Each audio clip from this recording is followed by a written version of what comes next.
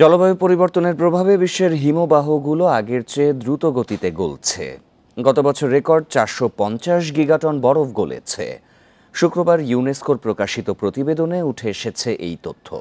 এই হারে গলতে থাকলে চলতি শতাব্দীতেই হিমবাহ অদৃশ্য হয়ে যেতে পারে বলে শঙ্কা প্রকাশ করেছেন বিশেষজ্ঞরা। এ অবস্থায় বিশ্বজুড়ে হিমবাহ রক্ষায় নীতি নির্ধারকদের অবিলম্বে পদক্ষেপ নেওয়ার আহ্বান তাদের। এই ঈদে জামা জুতো অ্যাক্সেসরিজের ডিসকাউন্ট।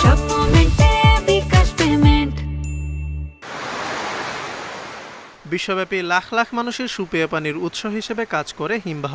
স্থিতিশীল জলবায়ুতে হিমবাহ প্রায় একই আকারের থাকে। তুষারপাতের মাধ্যমে এতে প্রায় ততটা বরফ জমা হয় সূর্যের আলোতে গলে যাওয়ার মাধ্যমে যতটা হারায়। তবে ইউনেস্কোর প্রকাশিত নতুন প্রতিবেদনে উঠে এসেছে উদ্বেগজনক তথ্য। প্রতিবেদনে বলা হয়, জলবায়ু পরিবর্তনের প্রভাবে বিশ্বের হিমবাহগুলো গত 3 বছরে আগের চেয়ে দ্রুতগতিতে গলেছে। কেবল 2024 সালেই গলেছে 450 গিগাটন বরফ। প্রতিবেদন অনুযায়ী 1975 সাল থেকে বিশ্বজুড়ে এ পর্যন্ত 9000 গিগাটন বরফ গলেছে। এই হারে গলতে থাকলে চলতি শতাব্দীতেই হিমবাহ অদৃশ্য হয়ে যেতে পারে বলে শঙ্কা বিশেষজ্ঞদের। বছরের পর বছর হিমবাহ গলার কারণে আমাদের ক্ষতির পরিমাণ ক্রমেই বাড়ছে। 1975 সাল থেকে আমরা যে পরিমাণ হিমবাহ হারিয়েছি তা জার্মানির আয়তনের সমান একটি বরফখণ্ড হবে এবং এর পুরুত্ব হবে 25 মিটার। সুতরাং এই হারে বরফ হারানোর বিষয়টি খুবই উদ্বেগজনক।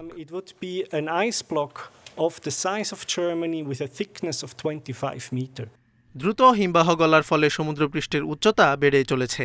এতে লাখ লাখ মানুষ বন্যার ঝুঁকিতে পড়ছে। জলবিদ্যুৎ ও কৃষির জন্য জলপ্রবাহের ওপর নির্ভরশীল কোটি কোটি মানুষ ক্ষতির শিকার হচ্ছে। বর্তমানে প্রতি বছর 1 মিলিমিটারের একটু বেশি করে সমুদ্রপৃষ্ঠের উচ্চতা বাড়ছে। আপনার কাছে 1 মিলিমিটার খুব কম মনে হতে পারে, কিন্তু এই ছোট সংখ্যার প্রভাব অনেক বেশি। সমুদ্রপৃষ্ঠের প্রতি মিলিমিটার উচ্চতা বৃদ্ধি প্রায় 3 লাখ মানুষকে বন্যার ঝুঁকিতে ফেলে দেয়।